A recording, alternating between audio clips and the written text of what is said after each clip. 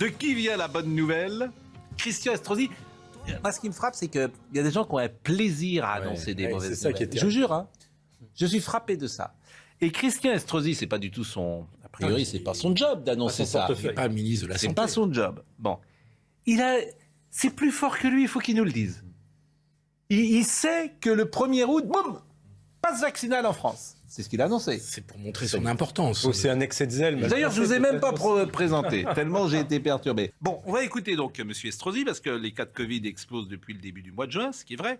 Bon, il y a une augmentation. Je rappelle quand même qu'aujourd'hui, nous avons moins de 1500 personnes en soins intensifs. 800. On est 800 ? Non, il y a un peu plus. 1500, 1500, ça doit être les hospitalisations et 800 en réanimation. 800 en réanimation. On est 60 millions, 65 millions. Il y a 800 Français qui doivent avoir ces gens-là, dont sans doute plus de 80 ans. Des comorbidités. Bon, voilà. Bon. Mais, le masque.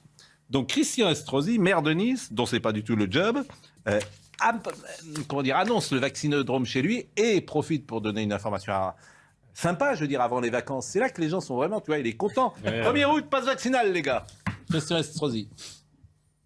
Si le gouvernement venait imposer un rappel systématique pour toute la population, je vous informe que nous nous sommes mis en capacité de réactiver le vaccinodrome du Palais des Expositions à compter de l'annonce gouvernementale et que des équipes mobiles sillonneront la métropole au plus proche de ceux qui souhaitent être vaccinés. J'ai des informations selon lesquelles le pass vaccinal d'ailleurs pourrait être réactivé à partir du 1er août prochain. Tout cela indique que naturellement chacun fera ce qu'il entend faire, mais qu'il est aussi de notre devoir à toutes et à tous de donner l'exemple. Naturellement, nous pensions avoir regagné un espace de liberté absolue, les embrassades, les serrements de main, le non-port du masque, etc.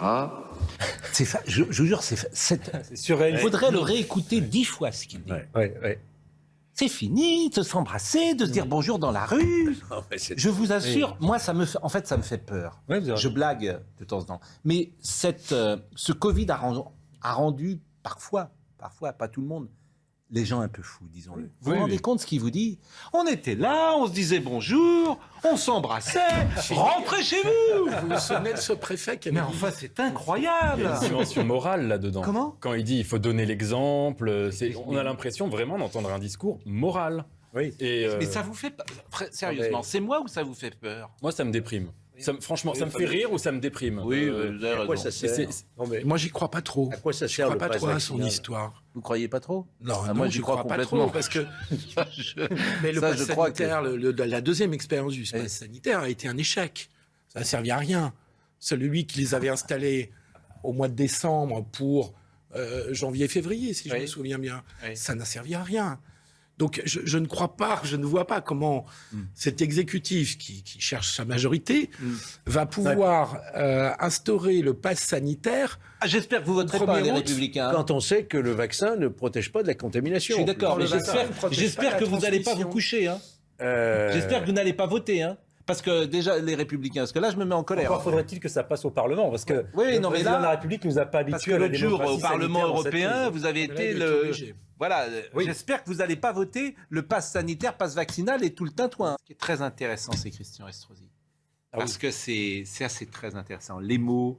le comportement, c'est triste. La fierté d'avoir l'information avant les autres. C'est surtout ça. Et surtout ça qui est amusant. C'est sa dignité personnelle pour montrer qu'il a des informations. Exactement, c'est la courtisanerie faite personne, Monsieur Estrosi. Bon. Il sera peut-être pas ministre. Monsieur Estrosi, il est... oui, peut-être qu'il veut être ministre aussi. Moi, alors, au départ, il pouvait ne pas l'être, mais ça, c'était avant, si j'ose dire. Mais comme il est Horizon, et qu'Horizon maintenant se rapproche et qu'il va falloir coaliser... Il est possible que M.